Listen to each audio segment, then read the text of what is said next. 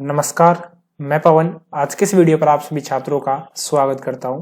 Finally यहाँ पर आप सभी छात्रों के जो फोरम है वो स्टार्ट हो चुके हैं। आज है आपकी डेट 5 मार्च 2025। आज से आपके जो फोरम है वो स्टार्ट हो चुके हैं। जो भी स्टूडेंट यहाँ पर लाइब्रेरियन भर्ती में बैठने के इच्छुक है, फाइनली आपके लिए जो फोरम है वो स्टार्ट हो चुके हैं। जो भी स्टूडेंट CLIS कोर्स कर रखा है, जिस भी स्टूडेंट ने CLIS के बाद में अगर आपने BLIS कर रखा है या उसके बाद में आपने DLib है वो कर रखा है, तो आप इस भर्ती में है वो बैठ पाओगे। यहाँ पर आप देख सकते हो आपके जो फोरम है वो 5 मार्च 2025 से लेकर 3 अप्रैल 2025 तक आपके फोरम है वो भरवाए जाएंगे। सबसे बड़ी बात यह है कि इस परीक्षा का जो आयोजन है वो आपका CBT यानी कि कंप्यूटर आधारित परीक्षा होने वाली है। कंप्यूटर बेस्ड एग्जाम आपका होने वाला है। TBT भी हो सकता है, टैबलेट आधारित परीक्षा भी आपकी हो सकती है। अब उसी के साथ में इसमें आपको फोरम है वो कहां से भरना पड़ेगा, ठीक है, आपको मैं क्लियर कर देता हूं। यहां पर आप उस ऊपर स्क्रीन पर देख सकते हो, यहां से बिल्कुल क्लियर हो जाएगा। टोटल आपके 848 पद है, ठीक है, जिनमें 483 पद तो आपके गैर अनुसूचित क्षेत्र के हैं, ठीक है, और 65 पद आपके अनुसूचित क्षेत्र के हैं, ठीक है, यानी TSB या नॉन TSB।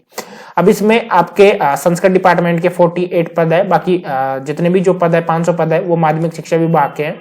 अब इसमें आपको फोरम है वो कहां से भरना पड़ेगा। देखो, फोरम के लिए फीस आपकी बिल्कुल फ्री रहने वाली है। अभी ऐसा मैं क्यों बोल रहा हूं, ऐसा मैं इस वजह से बोल रहा हूं, अगर आपने OTR करवा रखा है, OTR आपने पहले से कर रखा है, यानी कि वन टाइम रजिस्ट्रेशन आपका पहले से हो रखा है, तो आपका एक भी पैसा है वो नहीं लगेगा, ठीक है, ध्यान रखना, एक भी पैसा आपका नहीं लगेगा। साथ ही में आपको मैं बता दूं, फोरम आपको rssb.rajasthan.gov. वेबसाइट है, वहां पर जाकर आपको भरना पड़ेगा, ठीक है। आप डायरेक्ट अपनी SSO ID ओपन करके भी आप लॉगिन करना होगा। लॉगिन पर आपको सिटीजन एप्स आपको वहां पर शो कर देगा। वहां पर आपको रिक्वायरमेंट पोर्टल आएगा, पोर्टल पर आपको क्लिक करना होगा। अप्लाई नाउ पर जैसे क्लिक करोगे OTR आपका मांगेगा। वन टाइम रजिस्ट्रेशन आपने कर रखा है तो बिल्कुल आप इसके लिए फोरम में वो भर सकते हो, ठीक है। अब उसी के साथ में जो इंपोर्टेंट है, अब आपको फोरम में जो डॉक्यूमेंट्स है उनका ध्यान में रखना है, ठीक है। एक एक पॉइंट आपको अच्छी तरीके से बता रहा हूं। आपको किसी भी तरीके से कोई भी गलती है वो नहीं करनी है। 1 माह से पुरानी आपकी फोटो है वो नहीं होनी चाहिए। यहां पर बोला भी गया है कि 1 माह से पुराना आपका फोटो है वो नहीं होना चाहिए। आवेदक को ऑनलाइन आवेदन में दृश्य चिन्ह यानी विजिबल मार्क है वो आपको भरना अनिवार्य है, ध्यान रखना, ठीक है। एल्बो वगैरह जो भी है वो आपको भरना पड़ेगा। उसी के साथ में वन टाइम रजिस्ट्रेशन आपका हो रखा है तो आपका पैसा बिल्कुल भी नहीं लगेगा। अगर नहीं हो रखा है तो आप वन टाइम रजिस्ट्रेशन है वो कर सकते हो। कितना पैसा लगेगा वो भी आपको मैं क्लियर कर देता हूं।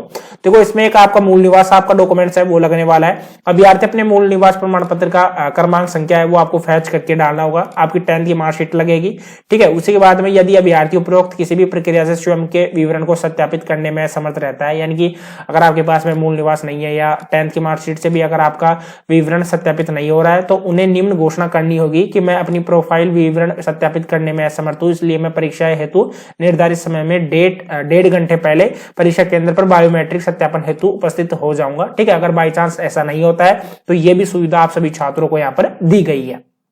अब उसके बाद में नेक्स्ट आप देख सकते हो कि आपको फोरम है वो भरना है। SSO ID के माध्यम से आपके फोरम है वो भरे जाएंगे। OTR सिस्टम आपने कर रखा है तो ठीक है, नहीं कर रखा है तो आपको मैं बता देता हूं 600 रुपए आपके OTR के लगने वाले हैं, ठीक है। बाकी जैसे SC ST से अगर बिलोंग करते हो तो आपके 400 रुपए है वो आपके लगेंगे। बाकी अगर EWS से भी बिलोंग करते हो तो 400 रुपए आपके लगेंगे।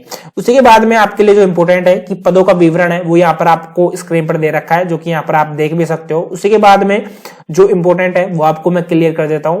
देखो, इसके लिए जो एलिजिबिलिटी है वो सबसे ज्यादा इंपोर्टेंट रहेगी। काफी छात्रों के मेरे पास में कमेंट आ रहे हैं कि सर जैसे मैं CLIS कर रखा हूं या CLIS में एडमिशन है या DLIS में एडमिशन है तो मैं किस तरीके से भर्ती में बैठ पाऊंगा, वो आप हमें बताइए। बिल्कुल आपको बताने वाला हूं। देखो, ध्यान रखना कि जो भी स्टूडेंट अभी फिलहाल CLIS के लिए फॉर्म भरा है, ठीक है, या आपने एक तरीके से जो DLIS कोर्स है DLIS के लिए भरा है, या आपने जो BLIS कोर्स है उसके लिए आपने फॉर्म भरा है, तो आपको ध्यान में रखना होगा कि 27 जुलाई से पहले आपका जो सर्टिफिकेट है, आपका डिप्लोमा है, आपका बैचलर डिप्लोमा है वो आपको कंप्लीट हो जाना चाहिए। लेकिन अब भी अगर आपने 2024 में अप्लाई, मतलब कि 25 में जनवरी में अप्लाई किया है तो आप इसके लिए योग्य है वो नहीं हो पाओगे, ध्यान रखना।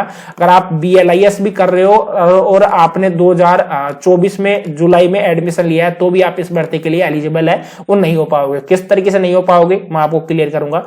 यहां पर आप नीचे देख सकते हो जो कि इंपॉर्टेंट है, वो आपको मैं बता देता हूं कि किस तरीके से आप एलिजिबल है वो नहीं माने जाओगे। देखो वेतन इसके लिए सैलरी रहेगी वो पे मैट्रिक्स लेवल 10 की सैलरी है वो रहने वाली है। उसी के साथ में जो पात्रता है इसमें देख सकते हो कि अगर आपने सर्टिफिकेट कोर्स यानी सी लिव कर रखा है या आपने बी लिव कर रखा है या आपने डी लिव कर रखा है, ठीक है, तो आप इस भर्ती के लिए बिल्कुल एलिजिबल रहोगे। ये ध्यान रखना कि आपने जो भी कर रखा है वो आपका एनसीटी से अप्रूव्ड है, वो आपका होना चाहिए, यानी national council of teacher education से अप्रूव्ड आपका होना चाहिए। साथ ही में ध्यान रखना यहाँ पर एक पॉइंट दे रखा है जिसको आपको अच्छी तरीके से पढ़ना पड़ेगा, ठीक है। ये देख सकते हो कि अगर निर्धारित शैक्षणिक योग्यता इस भर्ती की परीक्षा तिथि से पूर्व अर्जित करनी अनिवार्य आपको होगी, ठीक है। यानी कि अगर 27 जुलाई को आपका एग्जाम है वो आपका कंडक्ट होगा, आपके एग्जाम की तिथि है वो जारी भी कर दी गई है, ठीक है। 27 जुलाई को आपका एग्जाम है वो होने वाला है। अब आपके पास में बहुत ही कम समय है, फॉर्म को आपको अच्छी तरीके से है वो भरना होगा।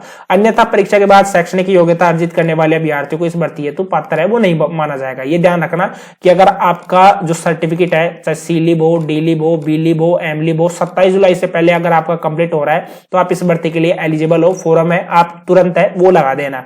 उसके बाद में यहाँ पर बोला गया कि मुख्य परीक्षा में उपस्थित होने से पहले जहां लिखित परीक्षा और साक्षात्कार यानी कि आपका इंटरव्यू है उनके 2 चरणों के माध्यम से आपको चयन है वो किया जाएगा। इंपोर्टेंट है कि भारत का नागरिक हो, नेपाल के प्रजाजन हो, भूटान के प्रजाजन हो या तिब्बती शरणार्थी हो तो भी आप इसके लिए अप्लाई है वो कर सकते हो। आयु का विवरण यहाँ पर दे रखा है कि आयु किस तरीके से आपकी होनी चाहिए। देखो आपकी 18 साल है वो आपकी 1 जनवरी 2026 से काउंट की जाएगी। 40 साल से आप ऊपर नहीं होनी चाहिए, 18 साल से आप नीचे नहीं होनी चाहिए, ध्यान रखना ये सभी छात्र, ठीक है। अब उसके बाद में कुछ छात्रों को यहाँ पर 5% की छूट दी जाती है जो कि SC ST से बिलोंग करते हैं। पेंशन की सुविधा इसमें दी जाएगी आपको, यहाँ पर दे रखा है कि पेंशन की सुविधा आपको दी जाएगी। अगर विवाह आपका हो रखा है तो विवाह पंजीयन प्रमाण पत्र आपको लगाना होगा। OTR का मैंने बता दिया, OTR सिस्टम आपका अगर ऑलरेडी है तो आपको पैसा भरने की कोई जरूरत नहीं पड़ेगी। प्रवेश पत्र आपका कब डाउनलोड आपका होगा, जब आपका 27 जुलाई का एग्जाम होगा, ठीक है। तो आप ऐसे मान लीजिए कि 22 या 23 तारीख को आपके एडमिट कार्ड है वो आपके जारी हो जाएंगे, ठीक है। वहां से आपको सेंटर देखने को भी मिल जाएगा। उसी के बाद में ये इंपोर्टेंट था जो कि मैंने आप सभी छात्रों को बता दिया है। बाकी आपको प्रॉब्लम आती है फॉर्म भरने में तो आप मुझे कमेंट बॉक्स में कमेंट करके पूछ सकते हो। बाकी देखो डॉक्यूमेंट्स ये लगने वाले हैं, ये डॉक्यूमेंट्स आपके लगेंगे, कंप्लीट डॉक्यूमेंट्स ये लगने वाले हैं। इसमें जैसे कि आपका फोटो है, ठीक है, फोटोग्राफ और हस्ताक्षर स्पष्ट नहीं होने पर आवेदन स्वीकार है वो आपका नहीं किया जाएगा। 1 महीने से पुराना आपका फोटो नहीं होना चाहिए। बैकग्राउंड आपका सफेद रंग का होना चाहिए।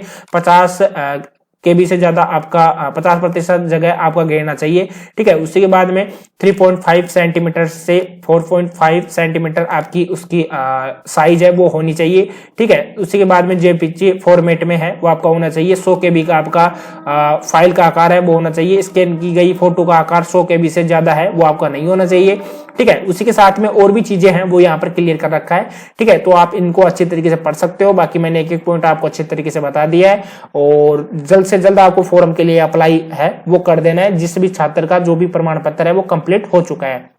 आज के इस वीडियो में इतना ही, मिलते हैं किसी नेक्स्ट वीडियो में। चैनल को सब्सक्राइब नहीं किया तो चैनल को सब्सक्राइब आप कर सकते हो। जय राम जी।